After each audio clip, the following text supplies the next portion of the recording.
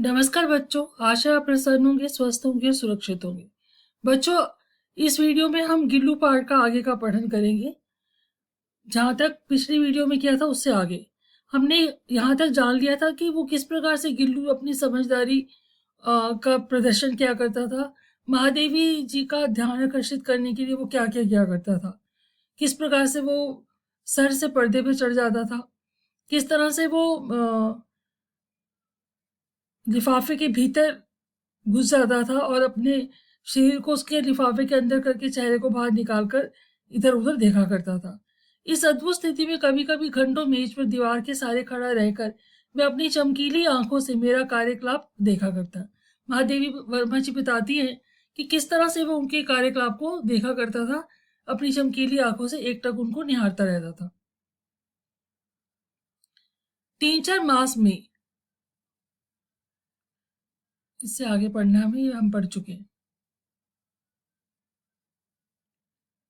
भूख लगने पर चिक-चिक करके मानो वह मुझे सूचना देता और काजू या बिस्कुट मिल जाने पर उसी स्थिति में लिफाफे से बाहर वाले पंजों से पकड़कर उसे कुतरता रहता। फिर गिल्लू के जीवन का प्रथम वसंत आया। नीम चमेली की गंध मेरे कमरे में हौले-हौले आने लगी। बाहर की गिलहरियां खिड़की की जाली के पास आकर चिक-चिक करके ना जाने क्या कहने लगी। गिल्लू को जाली के पास बैठकर अपनेपन से बाहर झांकते देखकर मुझे लगा कि उसे मुक्त करना आवश्यक है। मैंने कीलें निकालकर जाली का एक कोना खोल दिया और इस बात से गिल्लू ने बाहर जाने का सचमुच ही मुक्ति की सांस ली। इतने छोटे जीव को घर में पले कुत्ते बिल्लियों से बचाना भी एक समस्या ही थी।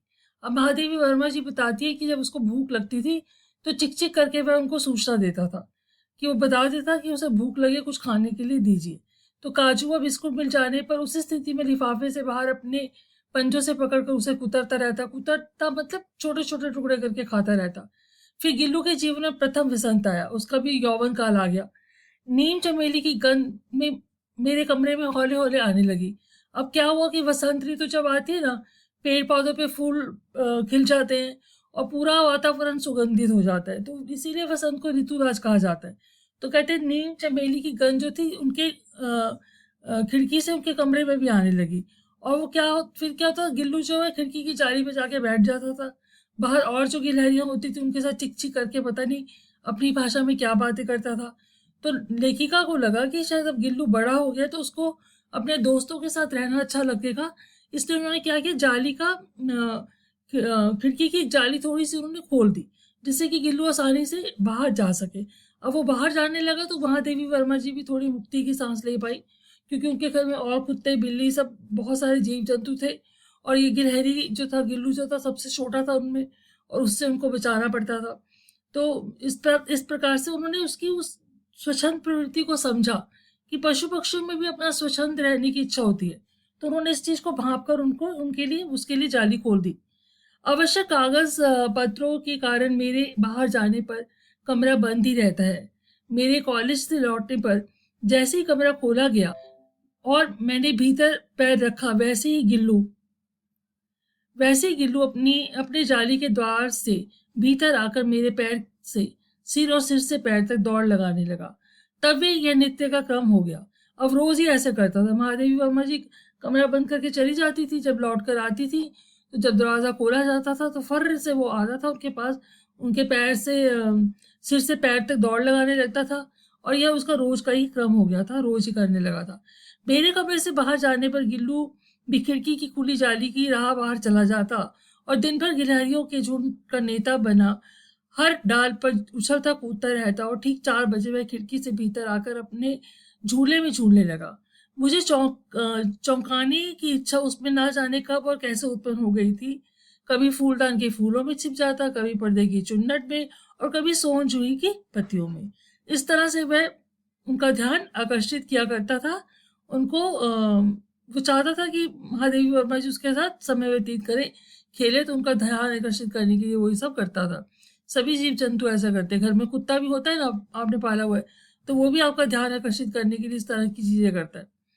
मेरे पास बहुत से पशु पक्षी हैं और उनका मुझसे लगाव भी कम नहीं है, परंतु उनमें से किसी को मेरे साथ मेरी थाली में खाने की हिम्मत हुई है ऐसा मुझे स्मरण नहीं आता। अब कहती है इतने सारे उनके पास जीव जंतु हैं, पशु पक्षी हैं, परंतु किसी की भी उनकी थाली में खाने की हिम्मत नहीं हुई है, क्योंकि उनको लगाव उनसे सबसे है, परंतु इतनी हिम्मत किसी की नहीं हुई। गिल्लू इसमें अपवाद था, मतलब एक गिल्लू ही ऐसा था जिसने इस नियम को तोड़ा था, एक्सेप्शनल था। मैं जैसे ही खाने के कमरे में पहुंचती, वह खिड़की से निकलकर आंगन की दीवार, बरामदा पार करके मेज पर पहुंच जाता और मेरी थाली में बैठ जाना चाहता। बड़ी कठिनाई से मैंने उसे थाली के पास बैठना सिखाया, जहां बैठकर वह मेरी थाली में से एक एक चावल उठाकर बड़ी सफाई से खाता रहता। काजू उसका प्रिय खाद्य था और कई दिन काजू ना मिलने पर वह अन्य खाने की चीजें या तो लेना बंद कर देता या झूले से नीचे फेंक देता था। उसी बीच मुझे मोटर दुर्घटना से आहत होकर कुछ दिन अस्पताल में रहना पड़ा। उन दिनों जब मेरे कमरे का दरवाजा खोला जाता, गिल्लू अपने झूले से उतरकर दौड़ता और फिर किसी दूसरे को देखकर उसी तेजी से अपने घोंसले में जा बैठता। सब उसे काजू दे आते, परंतु अस्पताल से लौटकर जब मैंने उसके झूले की सफाई की तो उसमें काजू भरे मिले, जिनसे ज्ञात होता था कि वह उन दिनों अपना प्रिय खाद्य कितना कम खाता था। मेरी अस्वस्थता में वह तकिए पर सिरहाने बैठकर अपने नन्हे नन्हे पंजों से मेरे सिर और बालों को इतने हौले हौले सहलाता रहता कि उसका हटना एक परिचारिका के हटने के समान लगता। अब जब लेखिका जब अस्पताल से लौट भी आई तो पूरी तरह तो स्वस्थ नहीं थी, उनको डॉक्टर ने विश्राम करने के लिए कहा होता। तो जब वो आराम करने के लिए लेटती थी तो वो परिचारिका की तरह, सेविका की तरह उनके बालों को सहलाता रहता था।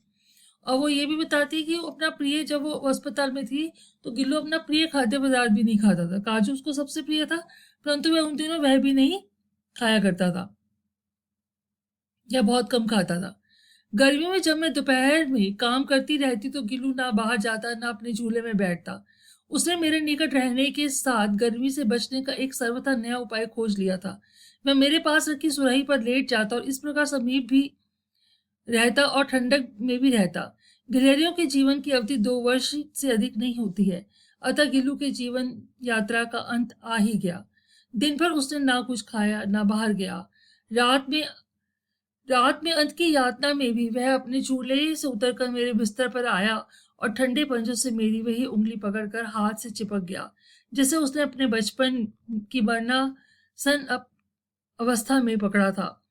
मेरे पंजे इतने ठंडे हो रहे थे, गिल्लू के पंजे इतने ठंडे हो रहे थे कि मैंने जाग कर हीटर चलाया और उसे उष्णता देने का प्रयत्न किया, परंतु प्रभात की प्रथम किरण के स्पर्श के साथ ही वह किसी और जीवन में जागने के लिए सो गया।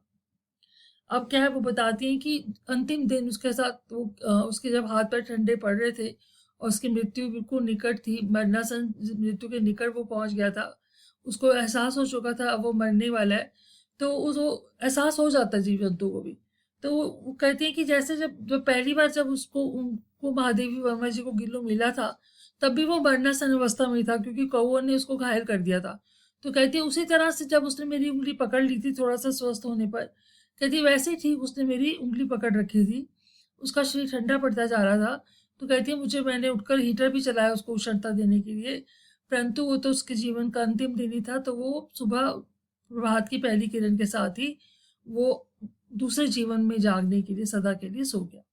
उसका झूला उतार कर रख दिया गया है और खिड़की की जाली बंद कर दी गई है, परंतु गिलहरियों की नई पीढ़ी जाली के उस पर चिकचिक करती ही रहती है और सोन जूही पर बसंत आता ही रहता है। अब कहते हैं ना, किसी के जाने से जीवन तो रुकता है नहीं।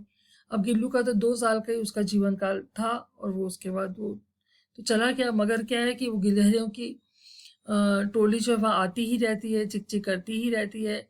नई पीढ़ी आ गई है और सोन जूही पर बसंत भी आया हुआ है। तो सोन जूही की लता के नीचे गिल्लू की समाधि दी गई है, इसलिए भी कि उसे यह लता सबसे अधिक प्रिय थी, इसलिए भी कि उस लघु गाथ का किसी बसंती दिन जूही के पिताब छोटे फूल में खिल जाने का विश्वास मुझे संतोष देता है। अब लेखिका कहती हैं कि उसको बहुत प्रिय था वो सोन जूही का पौधा, उसके फूल, तो इसलिए उन्होंने उसको वहीं पे उसकी कब्र बना दी, उसको समाधि दे दी। और वो कहती हैं कि जब उनको ऐसा लगता है कि जब ये पीले रंग के जो उसमें फूल आते हैं तो उनको लगता है कि उसमें वो ये जो गिल्लू है उसी ने जन्म लिया है। तो उनको ये एक संतोष प्रदान करता है कि गिल्लू सोन जूही के फूलों में जीवित है। तो बच्चों, इस प्रकार से कहानी तो समाप्त होगी, इसका पठन तो पूर्ण हो गया है। अब आपको थोड़े से यहाँ पे चित्र में दिखा रही हूँ इस कहानी से संबंधित, जिनको देख के आप थोड़ा समझ पाओगे। जब महादेवी वर्मा जी जो अपना काम करती हैं और ये गिल्लू उनके पास रखे वो सुराही पर ही विराजमान रहता है, क्योंकि पानी है इसमें तो सुराही ठंडी रहती है तो उसको ठंडक महसूस होती है। ये आपकी संचन भाग एक पुस्तक है जो अभी तक आपको नहीं मिल पाई है, देखिए पूरक पाठ्य पुस्तक। तो ये आपका यहाँ द्वितीय भाग लिखा हुआ, प्रथम है ये भाग। गिल्लू का देखो बाहर ये अपना पेड़ पौधों से कुछ भोजन कर रहा है।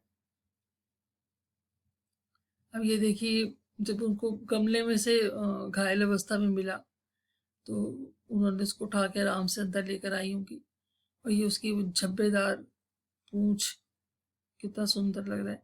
जब वो अस्पताल में दुर्घटनाग्रस्त हो गई थी, उसके बाद जब वो वापस लौटी थी तो थोड़ी अस्वस्थ थी, तो विश्राम डॉक्टर ने करने को कहा था, तो परिचारिका की तरह बैठकर उनके बालों को सहलाता था, सेविका की तरह।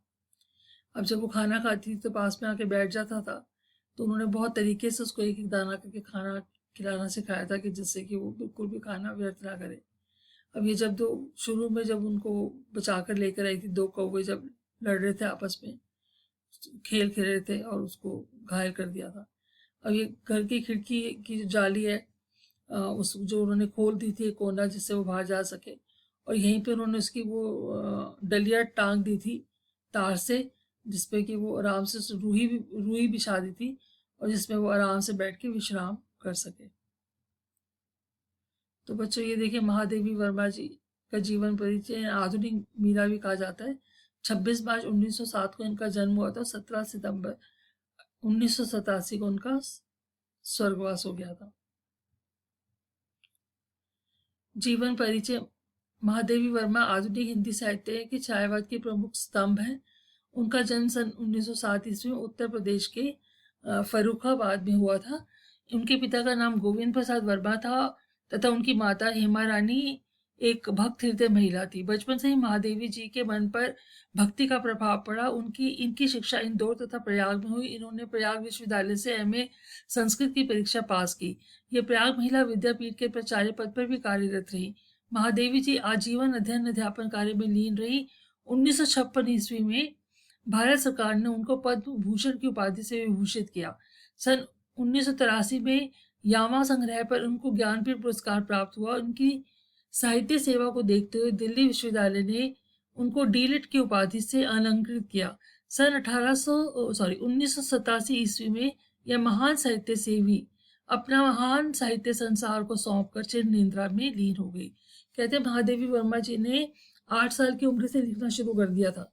12 मासा इनका एक काव्य ग्रंथ इन्होंने काव्य लिखा जो कि बहुत प्रसिद्ध हुआ। वो उन्होंने 8 से 13 वर्ष की आयु के बीच में लिखा था। तो ये बहुत ही सुंदर लिखती थी। नारी जीवन के ऊपर बहुत कुछ लिखा। इनका अबला जीवन है तुम्हारी यही कहानी, आंचल में है दूध और आंखों में पानी। तो नारी का इन्होंने नारी की वेदना पीड़ा का बहुत सुंदर वर्णन किया इन्होंने, हृदय स्पर्शी। और पशु पक्षियों से इनको विशेष लगाव रहा, तो पशु पक्षियों पे संस्मरण लिखे। और इनके जीवन में जो लोग जिन भी लोगों ने इन्हें प्रभावित किया, वो चाहे इनके साथ काम करने वाले लोग थे, इनके घर पर आने वाले लोग थे, जो भी जिनसे भी ये मिलती थी, उसके जीवन से जो कुछ भी ये जानती थी, जो इनके हृदय को छू जाता था, उसका ये वर्णन कर देती थी, संस्मरण लिख देती थी। तो इनका जो गद्य साहित्य तो संस्मरण से ही भरा हुआ थी। के चलचित्र, समृद्धि की रेखा है, मेरा परिवार इनके प्रमुख संस्मरण संग्रह है। तो इस प्रकार से इन्होंने हिंदी साहित्य में अपना विशेष योगदान दिया है। तो आपको एग्जाम में लेखिका का परिचय तो नहीं पूछा जाएगा, मगर आपको इनके बारे में अच्छे से पता होना चाहिए, क्योंकि हिंदी साहित्य की ये महान विभूति है जो सदा अमर रहेंगी। इनका आज ये नहीं भी है तो उनका साहित्य अमर है। आज भी लोग इनकी कविताएं पढ़ते हैं, खूब आनंदित होते हैं। नारी वर्ग उस पीड़ा को महसूस करता है। उनको लगता है कि इन्होंने उन्हीं की बातों को आवाज़ दी है। तो इस प्रकार से महादेवी वर्मा जी को तो कोई भूल नहीं सकता। हिंदी साहित्य में उनका योगदान अतुल्य है। वो कभी खत्म नहीं हो सकता, कभी मिटाया नहीं जा सकता उसको। सबके हृदय पर वो वास करती हैं। तो उन्हें हमारा भी शत शत नमन है। आज वो नहीं है तब भी उनके साहित्य के माध्यम से हम सबके दिलों में जीवित हैं। नमस्ते बच्चों, धन्यवाद। प्रसन्न रहे, स्वस्थ रहे, सुरक्षित रहे।